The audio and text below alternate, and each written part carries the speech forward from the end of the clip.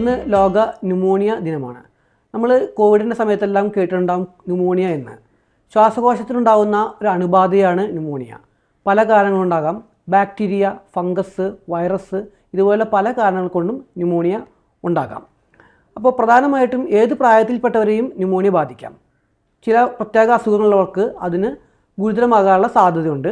അതോടൊപ്പം തന്നെ പ്രായം കൂടുതലുള്ള ആളുകൾക്കും ചെറിയ കുട്ടികൾക്കും ന്യൂമോണിയ കൂടുതലുണ്ടാകാനുള്ള സാധ്യതയുണ്ട്. അപ്പോൾ ഈ വർഷത്തെ തീം ചൈൽഡ് സർവൈവൽ, അഥവാ ഈ ന്യൂമോണിയയിൽ നിന്നും അല്ലെങ്കിൽ ന്യൂമോണിയയുടെ തീവ്രതയിൽ നിന്നും കുട്ടികളെ എങ്ങനെ രക്ഷിക്കാം എന്നുള്ളതാണ് ഉദ്ദേശിക്കുന്നത്.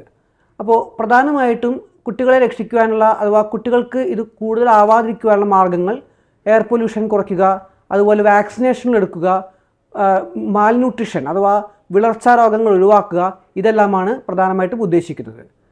ഇനി ന്യൂമോണിയ നമുക്ക് എങ്ങനെ തിരിച്ചറിയാം? പ്രധാനമായിട്ടും നമുക്കറിയാം ന്യൂമോണിയ ഒരു അണുബാധയാണ്. അതുകൊണ്ട് തന്നെ പനിയാണ് ഇതിൻ്റെ പ്രധാനപ്പെട്ട ലക്ഷണം.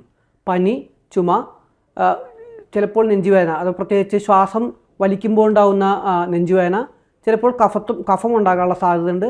വളരെ അപൂർവമായിട്ട് കഫത്തിൽ ചെറിയ രക്തം കാണാനുള്ള സാധ്യതയുണ്ട്. ഇതൊക്കെയാണ് സാധാരണയായിട്ട് ന്യൂമോണിയയുടെ ലക്ഷണങ്ങൾ. കുട്ടികളിൽ ന്യൂമോണിയ എങ്ങനെ തിരിച്ചറിയാം? നേരത്തെ സൂചിപ്പിച്ച ലക്ഷണങ്ങളെല്ലാം തന്നെ കുട്ടികളിലും ഉണ്ടാകാം. ചുമയും കഫക്കെട്ടും അതുപോലെ തന്നെ പനി, ഇതെല്ലാം തന്നെ കുട്ടികളിലും ഉണ്ടാകാം. അതോടൊപ്പം റാപ്പിഡ് ബ്രീത്തിങ് അഥവാ കുറച്ച് ക്രമാതീതമായുള്ള വേഗതയിൽ ശ്വാസോച്ഛ്വാസം ഉണ്ടാവുക എന്നുള്ളതാണ് ഇതിലെ മറ്റൊരു ലക്ഷണം.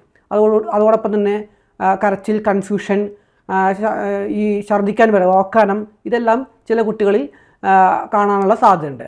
അപ്പോൾ ന്യൂമോണിയ നമുക്ക് സംശയിക്കുന്നുണ്ടെങ്കിൽ നമ്മൾ സാധാരണയായിട്ട് ബ്ലഡ് കൗണ്ട് നോക്കുക, അതുപോലെ തന്നെ ചെസ്റ്റ് എക്സ്റേ എടുക്കുക എന്നിവയാണ് പ്രധാനമായിട്ടും നമ്മൾ ചെയ്യേണ്ട കാര്യം. ഒരു കഫ പരിശോധന അഥവാ റെസ്പിറേറ്ററി സെക്രീഷൻസ് ചെയ്യുക എന്നുള്ളതിലൂടെ നമുക്ക് അണുക്കളെ തിരിച്ചറിയാനുള്ള സംവിധാനമുണ്ട്.